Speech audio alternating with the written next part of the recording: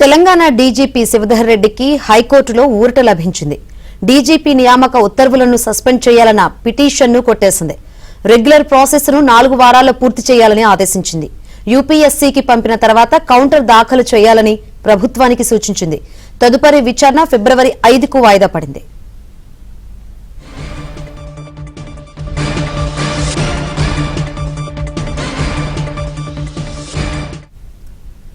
Telangana DGP Shivadhar రెడ్డికి హైకోర్టులో ఊరట లభించింది.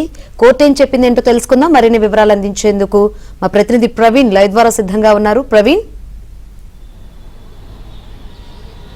ప్రస్తుతం తెలంగాణ డీజీపీ శివధర్ రెడ్డికి ఊరట లభించిందని చెప్పాలి. ఎందుకంటే తెలంగాణ డీజీపీగా శివధర్ రెడ్డిని నియమిస్తూ జారీ చేసినటువంటి ఉత్తర్వులను సస్పెండ్ చేయాలి అంటూ కూడా ఇప్పటికే తెలంగాణ హైకోర్టులో దాఖలైనటువంటి పిటిషన్కు సంబంధించి కొద్ది నిమిషాల క్రితమే తెలంగాణ హైకోర్టు తీర్పు వెల్లడించింది. ముఖ్యంగా ఇప్పటి వరకు 4 వారాల్లో రెగ్యులర్ ప్రాసెస్ను మొదలు పెట్టాలి. ఎందుకంటే యూపీఎస్సీకి ఈ ఐపీఎస్ల అంటే సీనియర్ ఐపీఎస్లు ఎవరైతే ఉన్నారో వాళ్ళ జాబితాను కేంద్రానికి పంపించాల్సి ఉంటుంది. యూపీఎస్కి పంపించిన తర్వాత ఆ ప్రొసీజర్ అంతా ఫాలో అయిన తర్వాత కౌంటర్ దాఖలు చేయాలంటూ కూడా ఆదేశాలు ఇచ్చింది. మరోవైపు ఇంట్రీమ్ అప్లికేషన్ ఏదైతే ఉందో ఆ ఇంట్రీమ్ అప్లికేషన్ కూడా కొట్టివేసింది తెలంగాణ హైకోర్టు.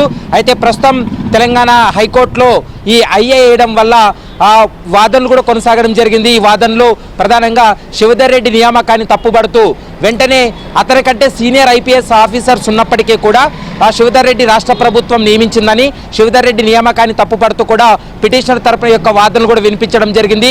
ఈ వాదనలు విన్న తర్వాత తెలంగాణ హైకోర్టు కీలకమైనటువంటి సూచనలు కూడా చేయడం జరిగింది. ఎందుకంటే ఇటు రాష్ట్ర ప్రభుత్వం వాదనలు కూడా వినిపించింది. గతంలోనే ఐపీఎస్ అధికారుల జాబితాను యూపీఎస్సీకి పంపించామని, అయితే తిరిగి యూపీఎస్సీ నుంచి తిరిగి మళ్ళీ రాష్ట్ర ప్రభుత్వానికి పంపించారు. అయితే దానికి కారణం అంటే లేటుగా మేము ఆ జాబితాను పంపించారనేటువంటి కారణంతో తిరిగి వెనక్కి పంపించారనేటువంటి అంశాన్ని ప్రభుత్వ తరపు న్యాయవాది తన వాదనలు వినిపించడం జరిగింది. తాజాగా తెలంగాణ హైకోర్టు అయితే మాత్రం ఈ రెగ్యులర్ ప్రాసెస్ అంతా కూడా 4 వారాల్లో పూర్తి చేయాలంటూ కూడా ఆదేశాలు ఇచ్చింది. మరోవైపు డీజీపీ నియామకం కోసం యూపీఎస్సీ ప్రక్రియలు 4 వారాల్లో పూర్తి చేసి ఆ ప్రాసెస్ పూర్తయిన తర్వాత కౌంటర్ దాఖలు చేయాలంటూ కూడా ఆదేశాలు ఇచ్చింది. తదుపరి విచారణ ఫిబ్రవరి 5కు వాయిదా వేసింది. ఫిబ్రవరి 5వ తారీఖున మరోసారి రాష్ట్ర ప్రభుత్వం కేంద్రానికి పంపినటువంటి జాబితాను తెలంగాణ హైకోర్టు ముందు పెట్టేటువంటి అవకాశం ఉంటుంది.